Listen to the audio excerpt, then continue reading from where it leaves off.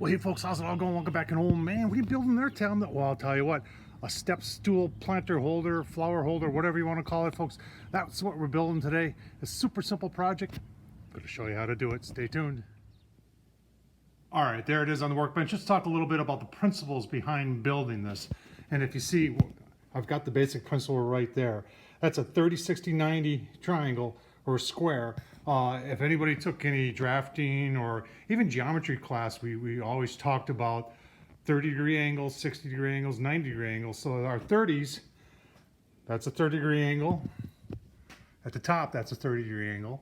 This 2x4 coming down, that's your 60. And then if we go the bottom and up, there's your 90. So there's your 30, 60, 90. So if you can do those principles, folks, and I tell you what, that makes for strong stuff. This is, you're looking at mine, you're going, holy cow, how heavy is the plant you're going to put on there? Yeah, this is a little overkill. I had some scrap 2x4s left over. Actually, I had a couple extra 2x4s left over.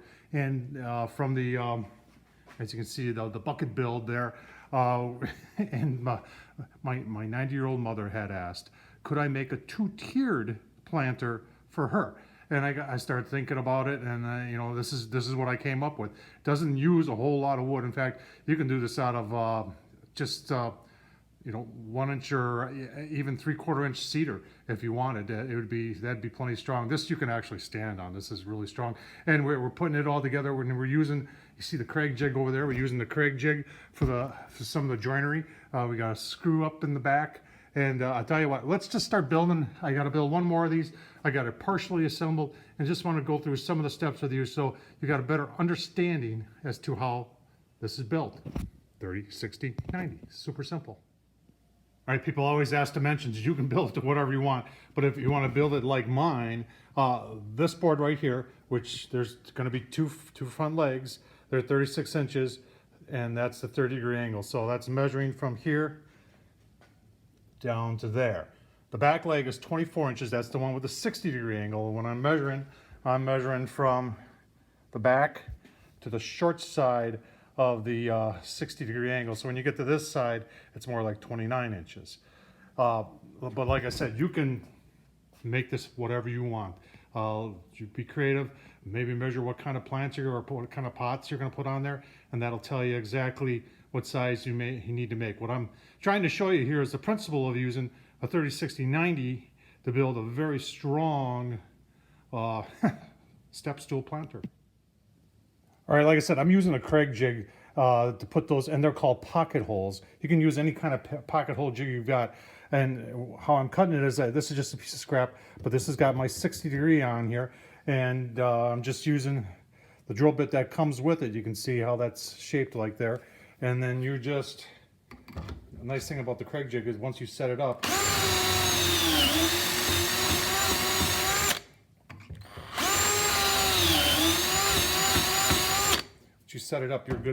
you're good to go. And you can see those are your pockets right now. Now you were asking about screws. You should use the screws that come with the Craig jig. That's where they get you with the Craig jig, is the screws are a little pricey. All right, screws I'm using are 2.5 inch Craig jig, and you see they're square drive, and then they just fit right in the pocket, and then you just drive them in. Super simple to do. And a lot of this comes, you can buy a kit with the Craig jig, and no, they're not paying me to do this. I bought my own Craig jig. But there are Craig jigs work very, very nice. I'm sure everybody's seen the commercial, and they are the real deal, folks. All right, so there's one of our sections put together. I'm going to show you how I did this. If you're wondering on lengths there, the bottom one is 24 inches, the top one is 16 inches. I like to take, and I put a 45. I should have stuck with like 30 degrees on there, stay with the whole 30, 60, 90 thing, but I didn't. I did 45, and I like to round over everything. I just take a sander and round everything over. That way there's no sharp edges or a chance of anybody getting a sliver off of something like this. So let me show you the simple way of putting this together. All right, let's start at the wood pile. I never throw my scraps away because you never know when you're going to need them. And this is a great case for using scraps. So I got a piece of scrap plywood that I'm going to start using this as a jig. And I've got that screwed in. Obviously that comes off. Scrap 2x4 on the bottom. And then our bottom shelf will go on there, hang on, I gotta get that. All right, so then our bottom shelf will go on that. And I'm making 4 of these, so they'll be consistent every time. Then I've got cut to 11.5 inches. Now, you can do whatever you want, but I've got a 2x4 here, cut to 11.5, a piece of cedar fencing that's left over, and then my top one, my top rail for my top shelf will then go on like that. And if, like I said, that's just using scrap. So like I said, I built 4 of these. So if I use the same pieces of wood, all 4 of them will be the same every time. And it'll gets a nice and level. And you've got consistency then, and you know it's gonna work. So scrap lumber, that's all I gotta use, folks. Let's get it screwed together. All right, so if you're wondering what I'm using for screws here, I'm using these GRK fasteners I got from Home Depot. 2 3/4 inch to go into the 2 2x4s. And then I've got some shorter ones for my cedar. And what I'm doing is I'm putting 3 per board. So 2 on this side, and then I'll flip it over, put a 3rd on the other side, and that ain't going nowhere. All right, let's start putting the cedar on for the shelves. You can see I am pre-drilling. I don't want anything to split. We're cutting an angle on these. There, by the way, these are 14 inches. You can make them whatever you want. 30-degree angle on this, keeping with the 30-degree angle. Just dresses it up a little bit. And break the edges with some sandpaper, and 4 screws per.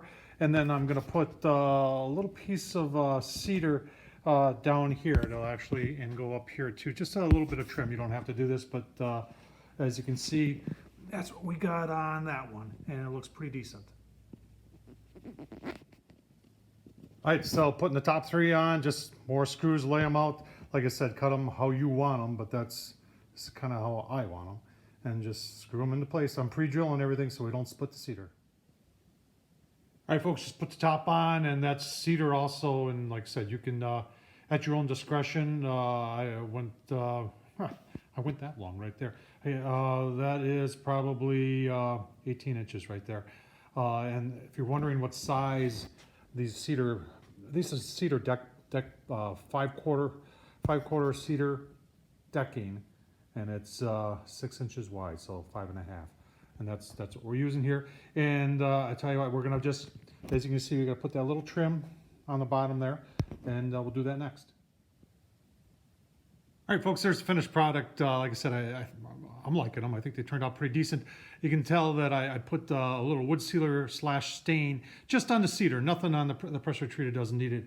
If you're wondering what I'm using, you can use what you ever want to use. I'm using this Olympic Water Guard. It says it's good for 3 years on decks, so the majority of the flatness here would be like a deck. So get 3 years out of it. I'm probably going to put 2 coats on the flat surfaces and call it good. So, folks, I hope you enjoyed this. Tom Horseman at YouTube.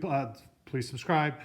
Super simple project to do. There isn't more than $15 worth of wood here. Let's round it up and call it 20. So for 20 bucks each, you got a nice planter holder there that's going to last a long, long time. So thumbs up, leave a comment, and as always, folks, can't say it enough. Appreciate you watching. Thank you.